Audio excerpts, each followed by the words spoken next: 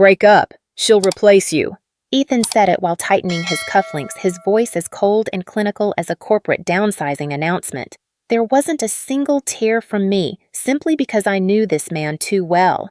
For 10 years, I had stood right behind him, managing everything from multi-million-dollar contracts to the smallest legal risks, only for him to look at me today like an old car that had finally outlived its usefulness. He packed with terrifying speed. As he reached the door, he turned back to glance at the townhouse, the home I had decorated with my own money, and dropped one final remark. "Don't make this difficult, Paige. You're 38. She's 24. In business, they call this optimization." He closed the door, convinced I would collapse on the floor, devastated by the rejection. He thought I was the loser in this transaction. But he had forgotten one crucial detail: his 24-year-old mistress wasn't a prize. She was a legal liability I had been quietly documenting for 6 months. I didn't chase him. Instead, I picked up my phone, revoked his access to the vendor system, and sent a short encrypted message to the risk management department. Don't go anywhere, because this story isn't about useless screaming matches. I'm going to show you how a middle-aged woman armed with silence and intellect stripped an arrogant man of everything he owned in a single night.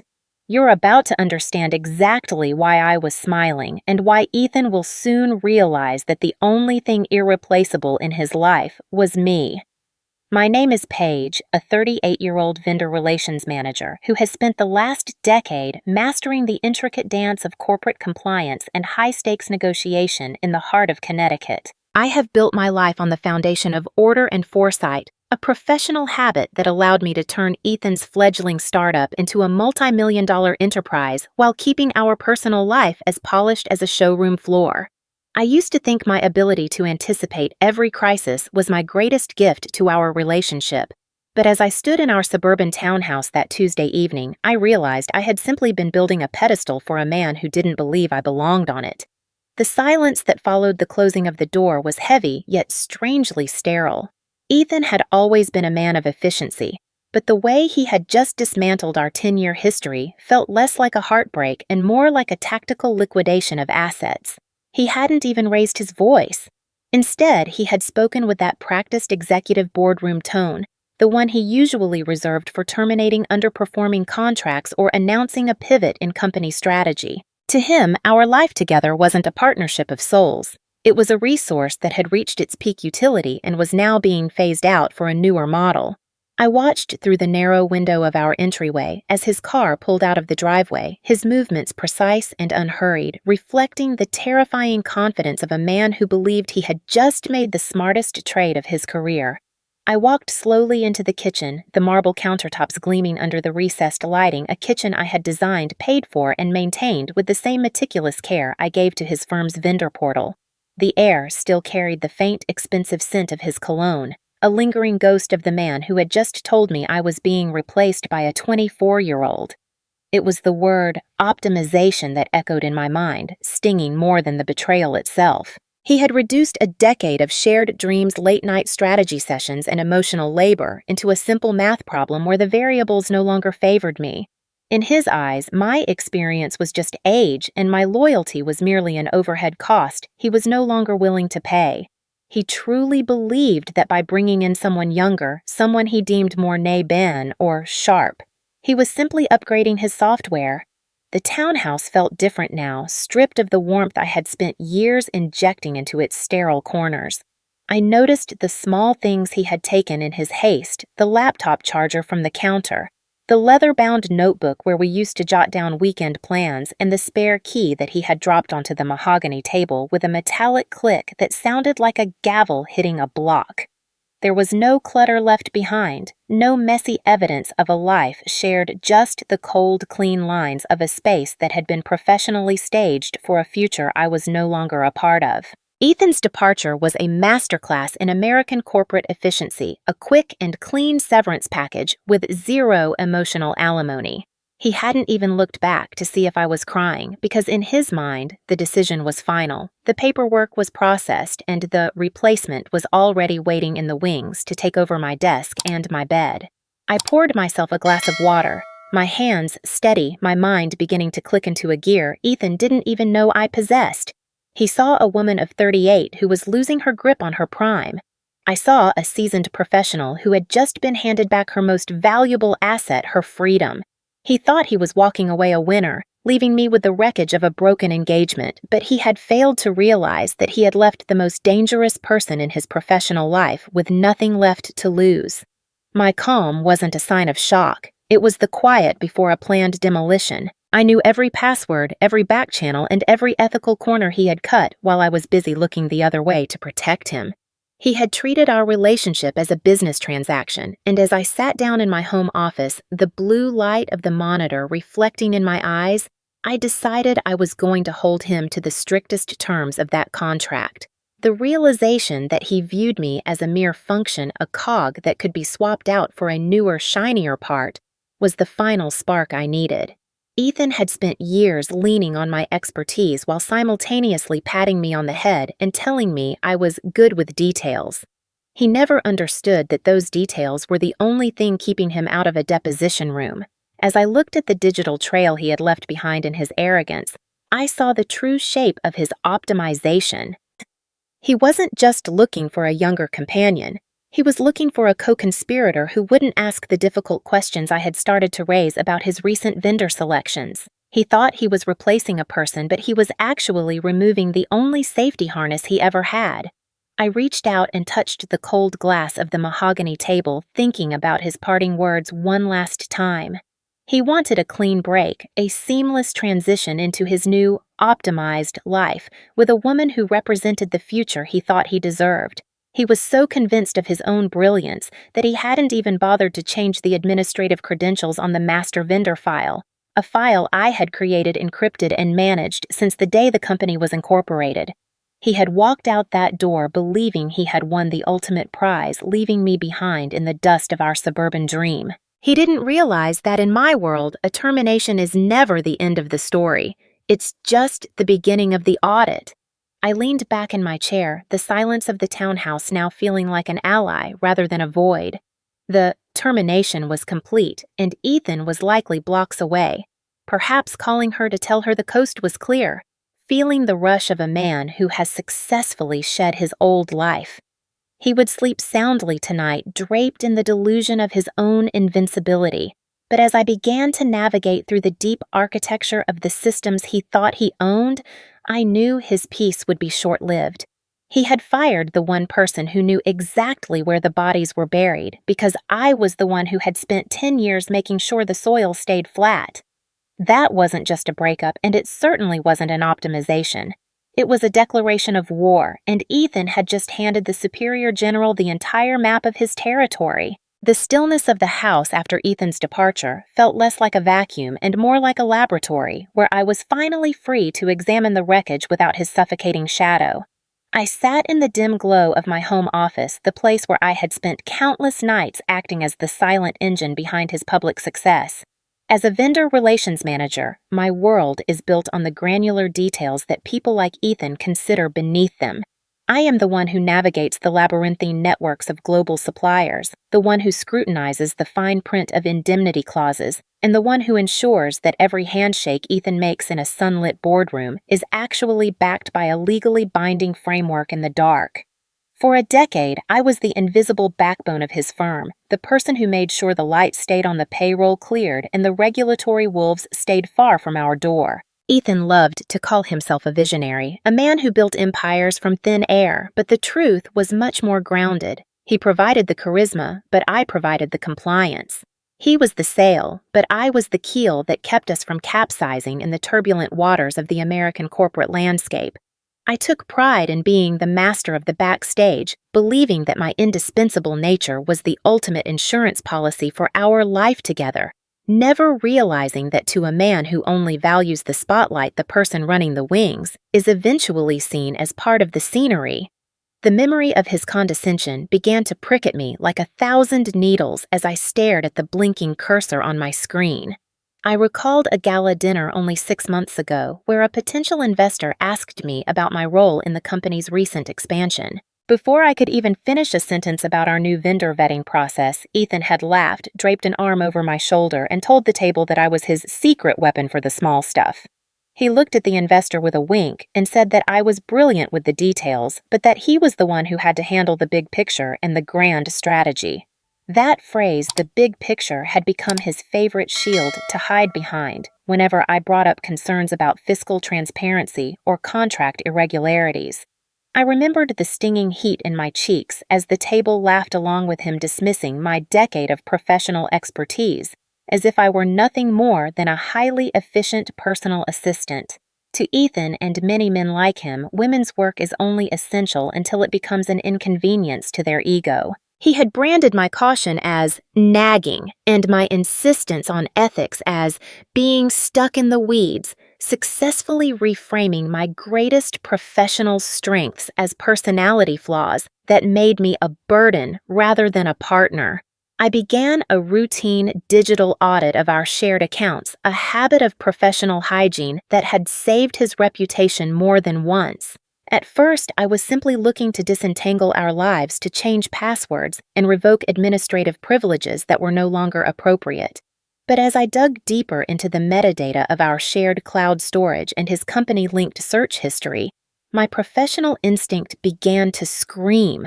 I didn't find the stereotypical trail of a cheating man, no frantic searches for jewelry or weekend getaways at hidden resorts. Instead, I found a frantic, panicked trail of inquiries about vendor gift policy limits, bypassing multi-factor authentication for procurement, and exceptions to state compliance audits. It wasn't the behavior of a man in love. It was the behavior of a man trying to find a back door in a house I had built to be airtight.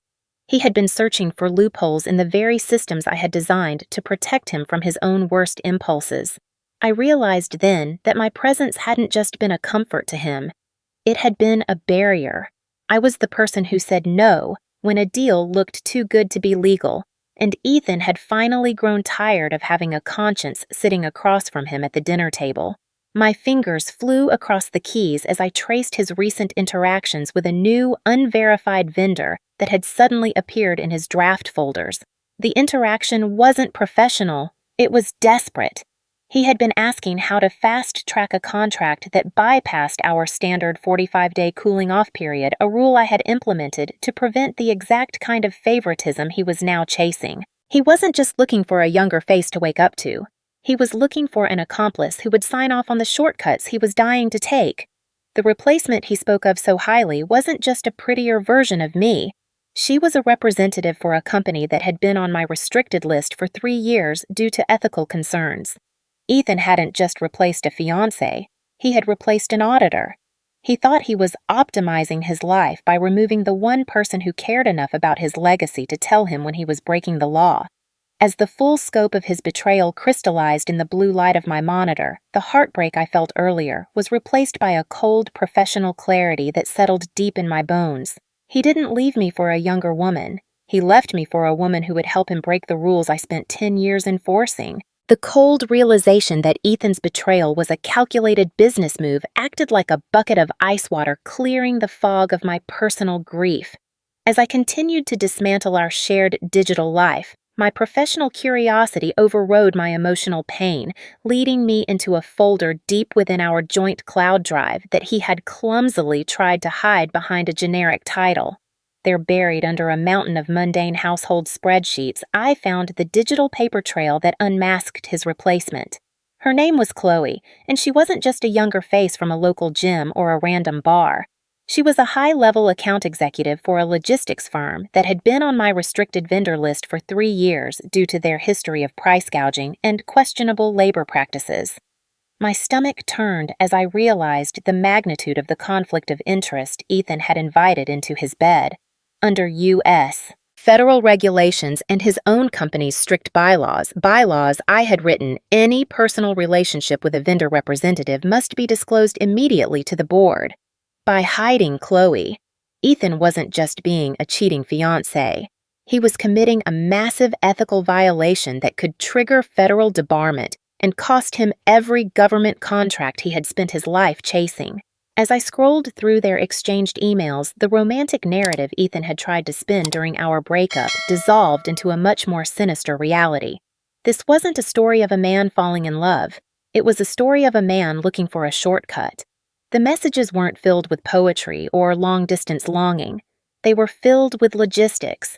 Ethan had strategically chosen Chloe because she provided him with a way to bypass the rigorous bidding processes I had spent a decade perfecting. He wanted a partner who would facilitate the kind of kickbacks and under-the-table deals that my integrity would never allow. In one particularly damning exchange, he lamented how traditional compliance was stifling their growth and promised Chloe that once he cleared the administrative hurdle at home, they could move forward with a sole source contract that would line both of their pockets. The coldness of it was breathtaking. He didn't want a new life. He wanted a new revenue stream, and he had treated our engagement as nothing more than a barrier to his greed.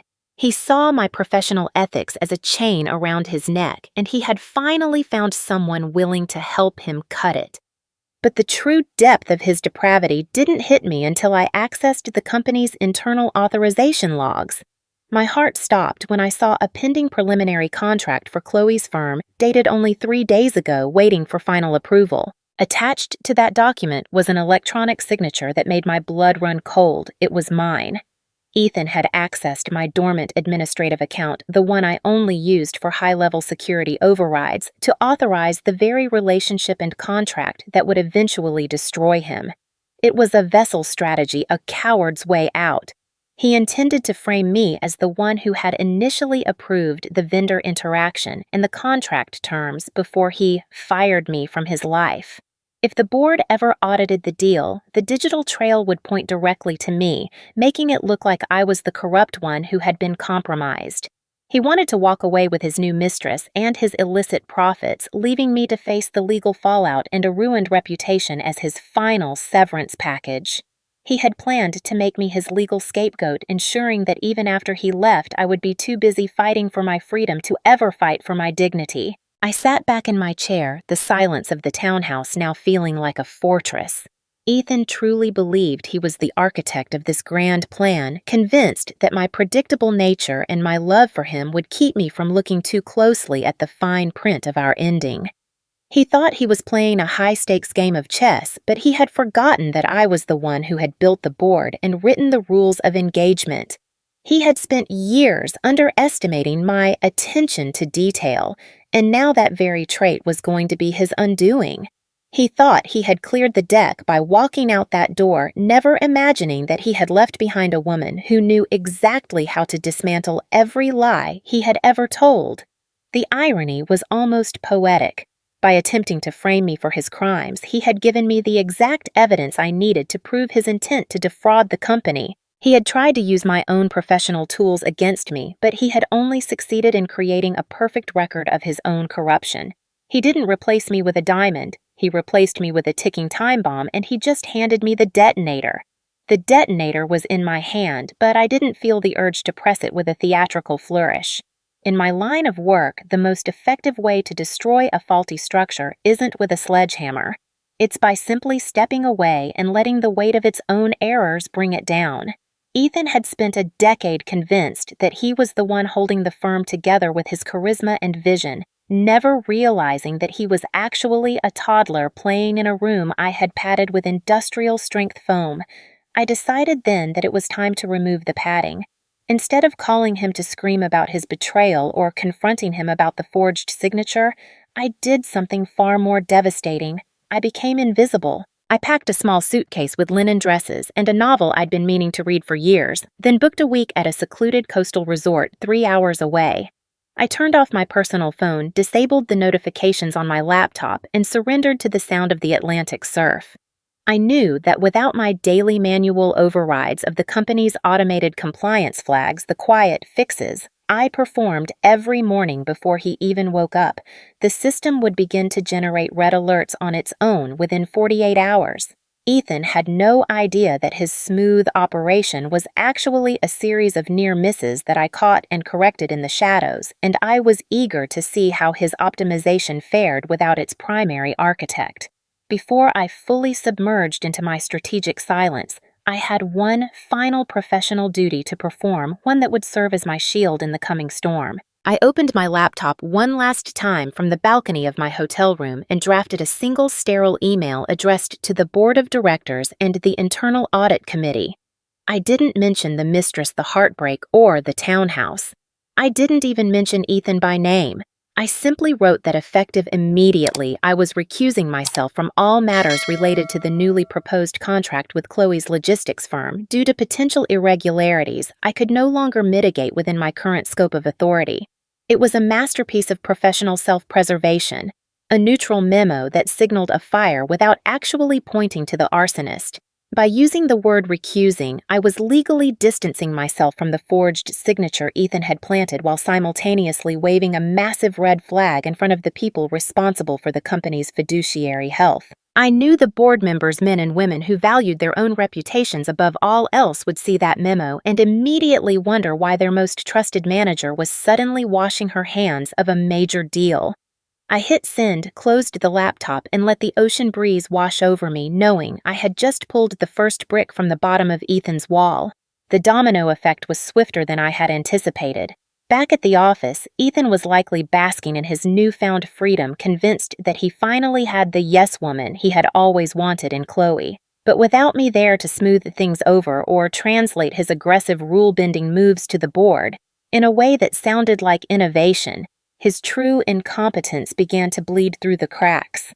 On the third day of my retreat, the automated systems I had spent years fine-tuning finally did exactly what they were designed to do. Ethan, desperate to prove his efficiency to Chloe and secure their first illicit kickback, attempted to force a massive advance payment through to her firm.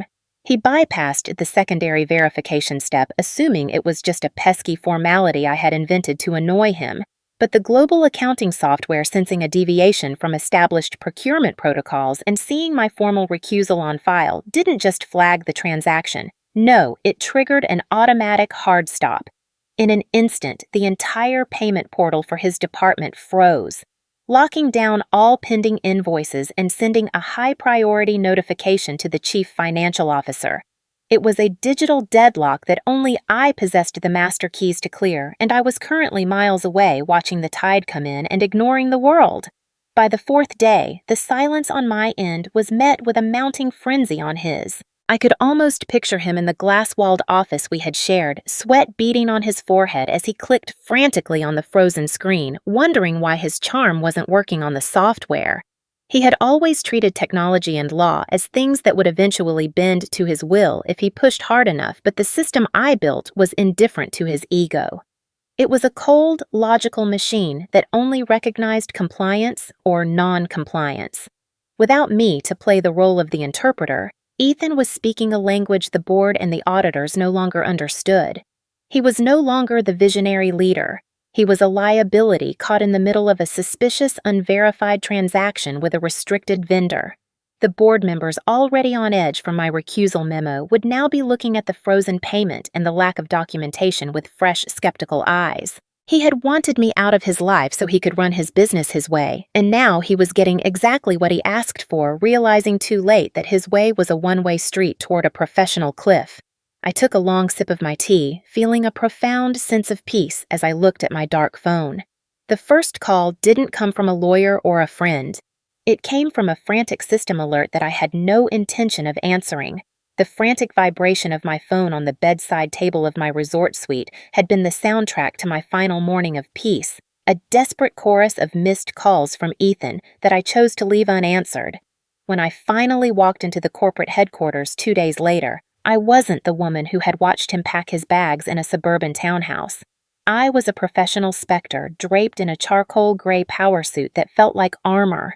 The air in the hallway leading to the oak room was thick with the scent of expensive coffee and panic. As I pushed open the heavy double doors, the conversation died instantly. Ethan was already there, seated at the far end of the long, polished table, looking more disheveled than I had ever seen him. His tie was slightly askew, and the arrogant glow that usually radiated from him had been replaced by a frantic, jagged energy. He was mid-sentence trying to explain away the hard stop in the accounting system as a series of unfortunate clerical errors caused by my sudden and unannounced absence. He looked at me expecting to see the hurt woman he had discarded, but I met his gaze with the icy neutrality of a court stenographer. I took my seat not at his side, but at the head of the table next to the chief financial officer and the chairman of the board.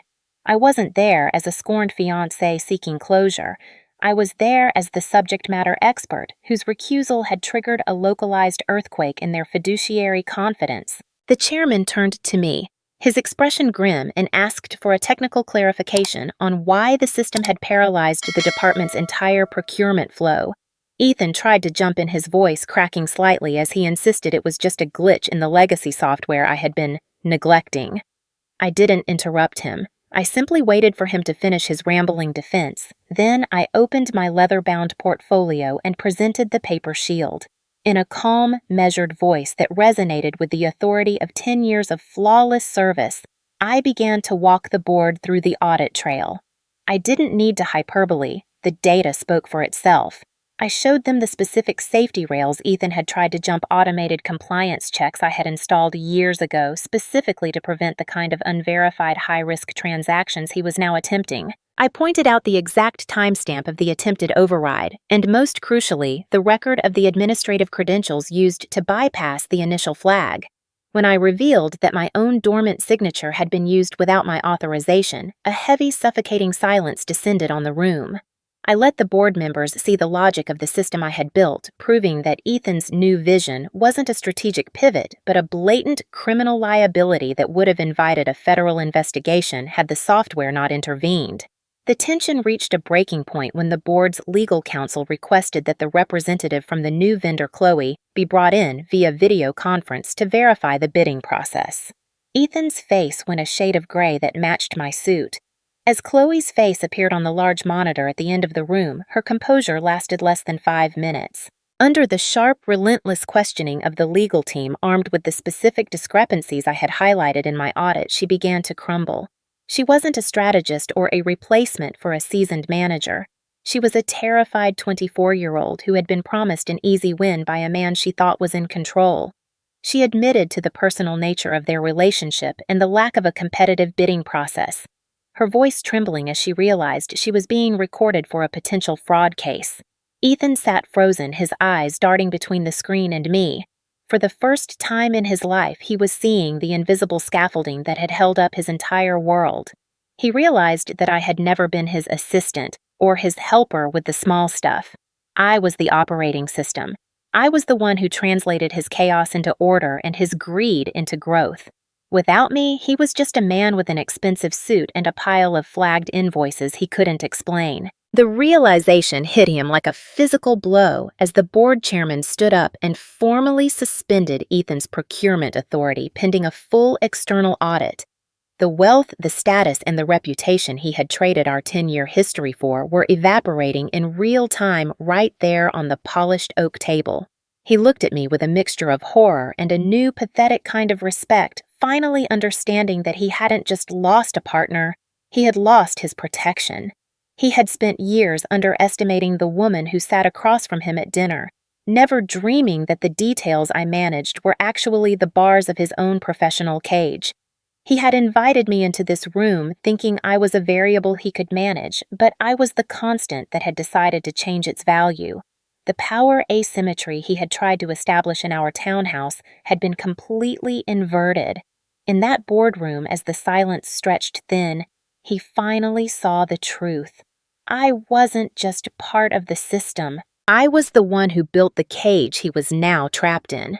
The fallout for Ethan was not a dramatic explosion or a publicized trial, but something far more devastating to a man of his vanity, a quiet, systematic evaporation of his relevance. In the weeks following the board meeting, I watched from a distance as his professional life disintegrated with the same clinical efficiency he had once used to end our relationship. His downfall wasn't heralded by sirens, but by the slow, agonizing silence of unreturned phone calls and revoked invitations. The American business community, particularly in the high-stakes circles of Connecticut, has a long memory for liability, and Ethan had become the ultimate radioactive asset. The The firm he had claimed to build on vision alone was stripped from his control as the board exercised its clawback provisions, citing the ethical breaches I had documented. His bank accounts were frozen during the internal audit, and as the luxury of his lifestyle began to dry up, so did the loyalty of his replacement. Chloe, the woman he believed was his future, left him exactly 48 hours after his corporate credit cards were declined at a high-end restaurant. She didn't offer him the support of a partner. She simply vanished back into the world of junior account management, leaving Ethan alone in a rented apartment he could no longer afford. He had traded 10 years of loyalty for a girl who saw him only as a stepping stone, and when the stone cracked, she didn't hesitate to jump to safer ground. He ended up exactly where he deserved to be. A cautionary tale whispered in boardrooms, a man who thought he was a king until the woman who built his throne decided to take it back. I was sitting in a quiet, sun-drenched cafe when he finally tracked me down, looking for a redemption I had no intention of granting. He looked smaller than I remembered, the arrogance drained out of him like air from a punctured tire. He spoke of misunderstandings, of the stress of the business, and even had the audacity to suggest that we could start over, that he had finally realized I was the only one he could trust. I let him finish his scripted apology, watching him with a detached curiosity as if I were auditing a particularly poorly managed vendor. When he finally stopped talking, I didn't yell or throw my tea in his face. I simply told him that I was no longer in the business of fixing his mistakes. I revealed to him that while he was busy losing his reputation, I had been headhunted by a top-tier global firm that specialized in ethical restructuring, a position that came with a compensation package and a title that made his previous firm look like a neighborhood lemonade stand. They didn't want a helper, they wanted the architect. I used the significant settlement I had secured from my departure, a severance. He had no choice but to sign to avoid a lawsuit to buy a home that was entirely mine. It wasn't a corporate wife townhouse designed to impress his clients. It was a sprawling, historic farmhouse with a porch that overlooked the rolling hills filled with the art and books I loved but had hidden away to make room for his ego. As I stood up to leave that cafe, leaving him with the bill he likely couldn't pay, I felt a lightness that had been missing for a decade. Ethan had spent years trying to convince me that my value was tied to my utility to him, but the reality was that his value had always been a reflection of my competence. My high-value exit wasn't just about the money or the new job. It was about the total reclamation of my identity. I no longer had to translate my intelligence into support or my strength into nagging. I was moving into a world where my age was seen as an asset of experience rather than a deadline for replacement. I had learned that success isn't about being the loudest voice in the room or the man on the magazine cover. True power is the quiet, undeniable strength of the person who knows how the machine works. It is the ability to walk away from a toxic structure and watch it collapse under its own weight because you were the only thing keeping the roof from cave-in. My life had become a sovereign territory, and for the first time, I was the only one with the keys to the gate. Today, I spend my mornings on my new porch, the steam from my tea rising into the crisp Connecticut air. There is a profound healing peace in this solitude, a silence that is no longer filled with the frantic demands of a man who didn't appreciate the grace he was given.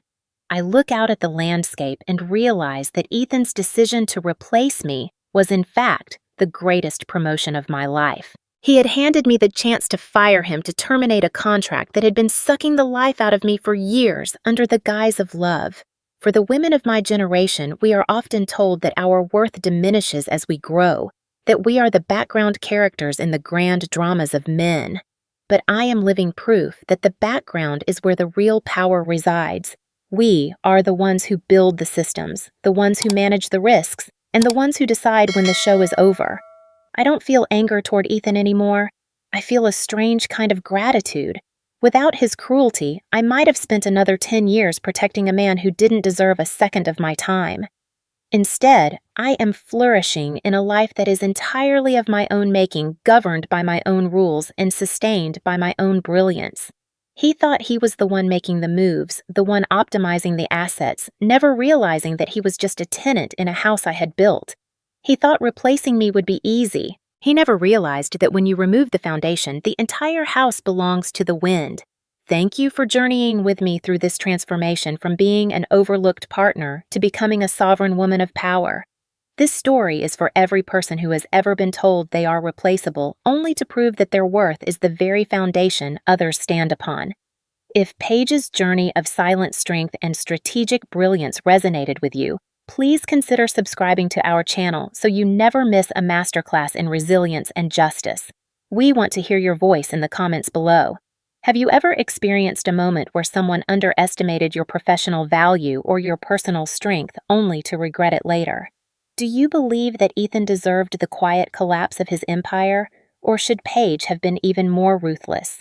Your insights and stories of overcoming betrayal are what make this community so incredibly strong and vibrant. By sharing your thoughts, you help others realize that they aren't alone in their struggles and that the second half of life can be the most powerful chapter of all. Let's start a conversation about what it truly means to be indispensable. Thank you for watching, and remember that your competence is your greatest weapon. He thought replacing me would be easy. He never realized that when you remove the foundation, the entire house belongs to the wind.